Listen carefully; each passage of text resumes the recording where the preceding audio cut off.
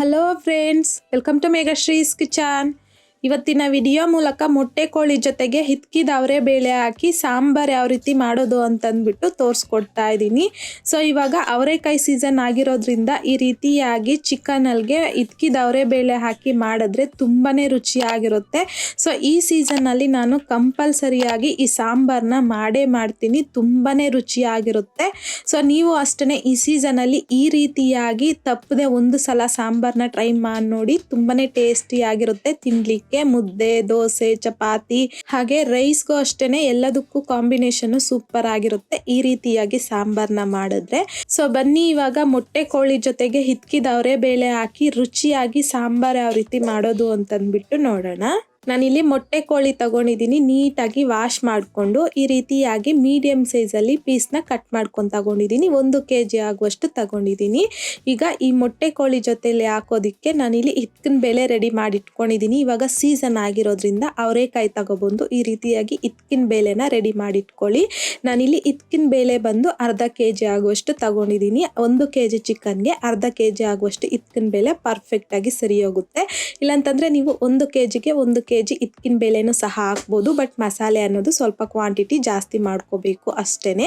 So ಈ ಮೊಟ್ಟೆನ ಮತ್ತೊಂದು ಬೌಲ್ಗೆ ಸಪ್ರೇಟ್ ಮಾಡಿಕೊಂಡು ಪಕ್ಕಕ್ಕೆ ಇಟ್ಕೊಳ್ಳಿ. ಇವಾಗ ಇದ್ರಿಗೆ ಬೇಕಾಗಿರುವಂಥ ಮಸಾಲೆ ರೆಡಿ ಮಾಡ್ಕೊಳ್ಳೋಣ. ಸೊ ಹಾಗಾಗಿ ನಾನಿಲ್ಲಿ ಮಿಕ್ಸಿ ಜಾರಲ್ಗೆ 2 ರಿಂದ 3 ಇಂಚ್ ಆಗುವಷ್ಟು ಚಕ್ಕೆ, ಒಂದು 8 ರಿಂದ 10 ಲವಂಗ, 1 ಏಲಕ್ಕಿ, ಹಾಗೇನೆ 1.5 ಟೀ ಸ್ಪೂನ್ ಆಗುವಷ್ಟು ಹುರ್ಗಡ್ಲೆ, ಹಾಗೇನೆ 1 ಟೀ ಸ್ಪೂನ್ ಆಗುವಷ್ಟು ಗಸಗಸೆನ ಸಹ ಹಾಕ್ಕೊತಾ ಇದ್ದೀನಿ. 2 ದೊಡ್ಡ ಸೈಜಲ್ಲಿ ಇರುವಂಥ ಬೆಳ್ಳುಳ್ಳಿನ ಸಹ ಮೇಲ್ಗಡೆ ಸಿಪ್ಪೆ ತೆಗೆದ್ಬಿಟ್ಟು ಹಾಕ್ಕೊತಾ ಇದ್ದೀನಿ. 3 ಇಂಚ್ ಆಗುವಷ್ಟು ಶುಂಠಿನ ಸಹ ಸಣ್ಣದಾಗಿ ಕಟ್ ಮಾಡಿಬಿಟ್ಟು ಹಾಕ್ಕೊತಾ ಇದ್ದೀನಿ.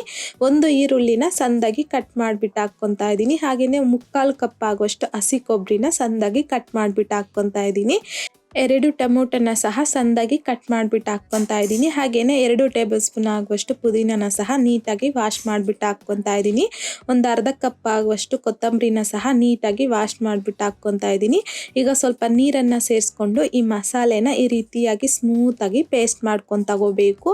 ಸೊ ನಾವಿಲ್ಲಿ ಚಿಕನ್ನು ಹಿತ್ಕಿನ ಬೇಳೆ 2 ತಗೊಳ್ಳೋದ್ರಿಂದ ಈ ರೀತಿಯಾಗಿ ಮಸಾಲೆ ಕ್ವಾಂಟಿಟಿನೂ ಜಾಸ್ತಿ ಆಗಿರಬೇಕು. ಸೊ ಈ ರೀತಿ ಮಸಾಲೆ ರೆಡಿ ಮಾಡ್ಕೊಂಡಿದ್ದಾದ್ಮೇಲೆ ಪಕ್ಕಕ್ಕೆ ಇಟ್ಕೊಂಡು ನಾನಿಲ್ಲಿ ಕುಕ್ಕರಲ್ಗೆ ಒಂದು ಅರ್ಧ ಇಂದ 1/4 ಕಪ್ ಆಗುವಷ್ಟು ಎಣ್ಣೆ ಹಾಕ್ಕೊತಾ ಇದ್ದೀನಿ.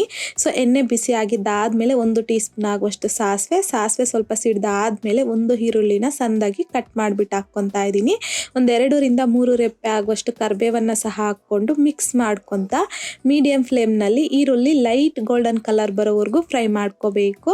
ಸೊ ನೋಡಿ ಈ ರೀತಿಯಾಗಿ ಈರುಳ್ಳಿ ಸ್ವಲ್ಪ ಲೈಟಾಗಿ ಗೋಲ್ಡನ್ ಕಲರ್ ಬಂದಾದ್ಮೇಲೆ ಇದ್ರಲ್ಗೆನೆ ನಾವು ಮಸಾಲೆ ರೆಡಿ ಮಾಡಿ ಇಟ್ಕೊಂಡಿದ್ರಲ್ವಾ, ಸೊ ಆ ಮಸಾಲೆನ ಹಾಕ್ಕೊತಾ ಇದ್ದೀನಿ. ಹಾಕ್ಕೊಂಡಿದ್ದಾದ್ಮೇಲೆ ಈ ರೀತಿಯಾಗಿ ಮಿಕ್ಸ್ ಮಾಡ್ಕೊತಾ ಮೀಡಿಯಂ ಫ್ಲೇಮ್ನಲ್ಲಿ ಒಂದು 4 ರಿಂದ 5 ನಿಮಿಷ ಮಸಾಲೆನ ಚೆನ್ನಾಗಿ ಫ್ರೈ ಮಾಡ್ಕೋಬೇಕು.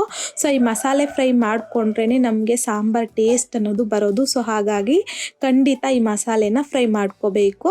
ಸೊ ಇವಾಗ ಚಿಕನ್ ಹಾಕ್ಕೊತಾ ಇದ್ದೀನಿ. ರುಚಿಗೆ ತಕ್ಕಷ್ಟು ಕಲ್ಲುಪ್ಪು, ಹಾಗೇನೆ ಒಂದು ಅರ್ಧ ಟೀ ಸ್ಪೂನ್ ಆಗುವಷ್ಟು ಅರಿಶಿಣನ ಸಹ ಹಾಕ್ಕೊಂಡು ಈಗ ಈ ರೀತಿಯಾಗಿ ಮಿಕ್ಸ್ ಮಾಡ್ಕೊತಾ ಮೀಡಿಯಂ ಫ್ಲೇಮ್ನಲ್ಲಿ ಈ ಮಸಾಲೆ ಜೊತೆಯಲ್ಲಿ ಚಿಕನ್ನ ಒಂದು 4 ರಿಂದ 5 ನಿಮಿಷ ಚೆನ್ನಾಗಿ ಫ್ರೈ ಮಾಡ್ಕೋಬೇಕು. ಈ ಚಿಕನ್ ಜೊತೆಯಲ್ಲಿ ಎಣ್ಣೆನು ಸಪ್ರೇಟ್ ಆಗಬೇಕು. ನೋಡಿ ಈ ರೀತಿಯಾಗಿ ಚೆನ್ನಾಗಿ ಫ್ರೈ ಮಾಡ್ಕೋಬೇಕು ಮಸಾಲೆ ಜೊತೆಯಲ್ಲಿ. ಸೊ ಈಗ ಒಂದ್ಸಲ ನೀಟಾಗಿ ಮಿಕ್ಸ್ ಮಾಡ್ಕೋಬೇಕು.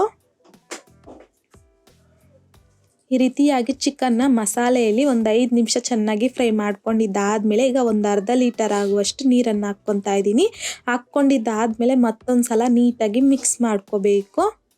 ಮಿಕ್ಸ್ ಮಾಡ್ಕೊಂಡಿದ್ದಾದ್ಮೇಲೆ ಇವಾಗ ಕುಕ್ಕರ್ ಲಿಡ್ನ ಕ್ಲೋಸ್ ಮಾಡಿಕೊಂಡು ಮೀಡಿಯಂ ಫ್ಲೇಮ್ನಲ್ಲಿ 1-2 ವಿಷಲ್ ಬರೋವರೆಗೂ ಬಿಡಬೇಕು.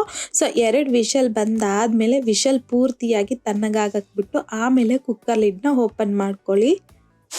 ಈ ರೀತಿಯಾಗಿ ವಿಷಲ್ ಪೂರ್ತಿಯಾಗಿ ತಣ್ಣಗಾದ್ಮೇಲೆ ಲಿಡ್ನ ಓಪನ್ ಮಾಡಿಕೊಂಡು ಇಮಿಡಿಯೇಟ್ ಆಗಿ ಮತ್ತೆ ಫ್ಲೇಮ್ನ ಆನ್ ಮಾಡ್ಕೋಬೇಕು. ಆನ್ ಮಾಡ್ಕೊಂಡಿದ್ದಾದ್ಮೇಲೆ ಒಂದ್ಸಲ ನೀಟಾಗಿ ಮಿಕ್ಸ್ ಮಾಡ್ಕೋಬೇಕು.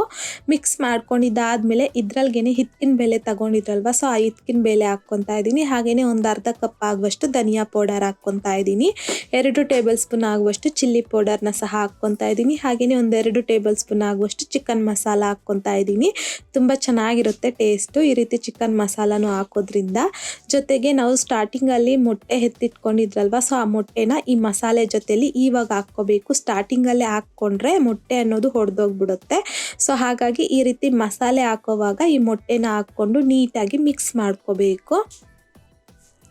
ಮಿಕ್ಸ್ ಮಾಡ್ಕೊಂಡಿದ್ದಾದಮೇಲೆ ಇದ್ರಾಗೇನೆ ನಾನಿಲ್ಲಿ ಒಂದು 1 ಲೀಟರ್ ತನಕ ನೀರನ್ನು ಹಾಕ್ಕೊಂಡಿದ್ದೀನಿ. ನೀವು ನೀರು ನೋಡಿಕೊಂಡು ಅಡ್ಜಸ್ಟ್ ಮಾಡ್ಕೋಬೋದು. ಸಾಂಬಾರು ನಿಮಗೆ ಥಿಕ್ನೆಸ್ ಯಾವ ಕನ್ಸಿಸ್ಟೆನ್ಸಿಗೆ ಬೇಕೋ ಆ ಕನ್ಸಿಸ್ಟೆನ್ಸಿಗೆ ಆ ರೀತಿಯಾಗಿ ನೀರನ್ನು ಹಾಕಿ ಮಿಕ್ಸ್ ಮಾಡ್ಕೋಬೋದು. ನಾನಿಲ್ಲಿ 1 ಲೀಟರ್ ತನಕ ನೀರನ್ನು ಹಾಕಿ ಮಿಕ್ಸ್ ಮಾಡ್ಕೊಂಡಿದ್ದೀನಿ. ಈಗ ಮೀಡಿಯಮ್ ಫ್ಲೇಮ್ನಲ್ಲಿ ಒಂದು 10ರಿಂದ 15 ನಿಮಿಷ ಮಧ್ಯದಲ್ಲಿ ಮಿಕ್ಸ್ ಮಾಡ್ಕೊತಾ ಈ ಸಾಂಬಾರನ್ನ ಚೆನ್ನಾಗಿ ಕುದಿಸ್ಕೋಬೇಕು. ಅಂದರೆ ಬೇಳೆ ಬೇಯೋವರೆಗೂ ಚೆನ್ನಾಗಿ ಕುದಿಸ್ಕೊಂಡ್ರೆ ಸರಿ ಹೋಗುತ್ತೆ. ಈಗ ನೋಡಿ ಬೇಳೆನೂ ಸಹ ಬೆಂದಿದೆ, ಸಾಂಬಾರು ಚೆನ್ನಾಗಿ ಕಾದಿದೆ. ಈಗ ಈ ರೀತಿ ನೀಟಾಗಿ ಒಂದ್ಸಲ ಮಿಕ್ಸ್ ಮಾಡಿಕೊಂಡು ಫ್ಲೇಮ್ನ ಆಫ್ ಮಾಡಿ ಸರ್ವಿಂಗ್ ಬೌಲ್ಗೆ ಸರ್ವ್ ಮಾಡ್ಕೊಳ್ಳಿ. ಈಗ ನೋಡಿ ನಾನಿಲ್ಲಿ ಸರ್ವ್ ಮಾಡ್ಕೊಂಡು ತೋರಿಸ್ತಾ ಇದ್ದೀನಿ. ಸಾಂಬಾರು ಅನ್ನೋದು ಎಷ್ಟೊಂದು ಪರ್ಫೆಕ್ಟಾಗಿ ಬಂದಿದೆಯೋ ಅಂತಂದ್ಬಿಟ್ಟು ತಿನ್ಲಿಕ್ಕೂ ಅಷ್ಟೇ ತುಂಬಾ ಚೆನ್ನಾಗಿರುತ್ತೆ. ಮುದ್ದೆ, ದೋಸೆ, ಚಪಾತಿ, ರೈಸು, ಪೂರಿ ಎಲ್ಲದಕ್ಕೂ ಕಾಂಬಿನೇಷನ್ನು ಸೂಪರ್ ಆಗಿರುತ್ತೆ. ಸೊ ಹಾಗಾಗಿ ಈ ಸೀಸನ್ನಲ್ಲಿ ನೀವು ತಪ್ಪದೆ ಈ ರೀತಿಯಾಗಿ ಸಾಂಬಾರನ್ನ ಟ್ರೈ ಮಾಡಿ ನೋಡಿ. ಟ್ರೈ ಮಾಡಿದ್ದಾದಮೇಲೆ ನಿಮಗೂ ಸಹ ಟೇಸ್ಟ್ ಹೇಗೆ ಬಂತಂದ್ಬಿಟ್ಟು ಮರೀದೆ ಕಮೆಂಟ್ ಬಾಕ್ಸಲ್ಲಿ ಕಮೆಂಟ್ ಮಾಡಿ, ಲೈಕ್ ಮಾಡಿ, ಶೇರ್ ಮಾಡಿ. ಮತ್ತಷ್ಟು ಈಸಿ ಆ್ಯಂಡ್ ಸಿಂಪಲ್ ಕ್ವಿಕ್ ರೆಸಿಪೀಸ್ಗೋಸ್ಕರ ದಯವಿಟ್ಟು ನೀವಿನ್ನೂ ನಮ್ಮ ಚಾನಲ್ನ ಸಬ್ಸ್ಕ್ರೈಬ್ ಮಾಡಿಲ್ಲ ಅಂತಂದರೆ ಸಬ್ಸ್ಕ್ರೈಬ್ ಮಾಡಿ.